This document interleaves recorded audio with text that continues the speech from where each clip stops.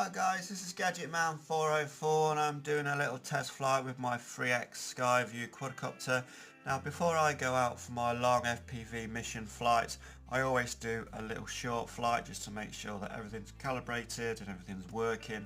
I do recalibrate every single flight using the dongle, turning it, clockwise and rolling it and then nosing it, rolling it nose heavy and all that type of thing. Do all of that. Now, when I do return to home in line of sight, as you can see, it's rising to about 25 meters and then it comes back and then it starts to land. When I do return to home and I'm further than line of sight, it never does a straight back return to home. It always, from this field anyway, either goes into the other field to the left of me and then it comes back into this field, or it goes to the right of where I am into the other field, because this field is surrounded by other fields, and then it turns and then it comes back. It never just comes straight back. Please, people watching this video, please leave me a comment if you've experienced the same things. I don't know if I've got a faulty unit, but it always does this when I'm close. Now I take it out of return to home and I'm going to do a short flight. This flight originally was over 12.5 minutes, which people say is too long, you have to shorten it. So this video is heavily edited. I then do my long flight FPV mission and then I do a return to home, which, if anyone's ever experienced actually seeing this quadcopter do a return to home, it is absolutely 3 times faster backwards than it is forwards. But when it flies in the wrong direction, as in now it is flying to the top left hand corner and then it's coming back to me. Those trees in the bottom left corner, that's where once it flew, nearly hitting those trees, and thankfully I couldn't see it, but I actually heard it. And when you're in when you're in return to home with this quad, you can actually manually take over, i.e. if you're going towards a building or trees and you're not high enough, you can manually throttle up. It will go higher than the obstacle, if you like, whatever's in the way, and then you let go of the stick and then it continues on its path. Oh yeah, I was doing return to home, I'll return to home.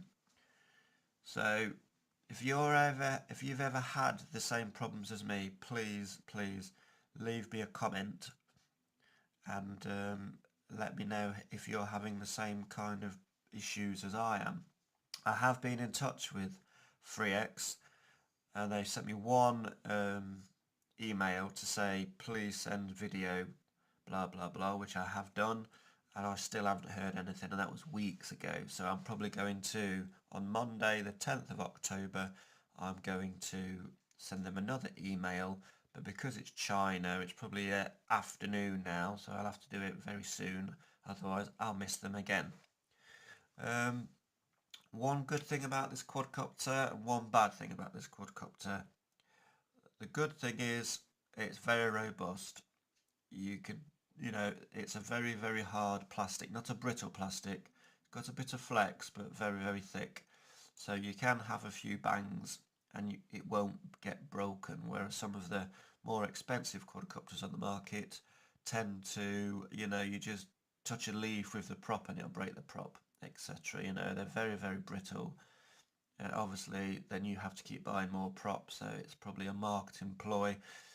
They don't make them super strong, so you have to keep buying parts off them, and obviously that's more money for them. But that's just how it is. But one of the cons with this, or it's not so much a con, it's just to let you guys be aware that when the battery gets below, I think 10.8, and I think that is variable set on the assist tool for the FreeX, I think version 2. Basically what happens is when the battery starts to go below the 10.8, it will naturally descend on its own, which is fine. But if you're over a lake or you're flying over, buildings, housing estate or farms or whatever, and you start to get low battery, then this quadcopter is going to come down and you cannot take control, go left, right, full back when it's in that mode like LVC. It's just going to come down. So be aware of that. My flights, mainly I'm getting 10 minutes. I don't know if you could get any more than 10 minutes, but I'm basically setting the timer on the transmitter to 10 minutes and then I come into land. The warning light starts to go off. I just leave it like 30 seconds or maybe a minute after, and then it does. But because I'm close, that's why I'm like flying it around the field, because basically I can see it.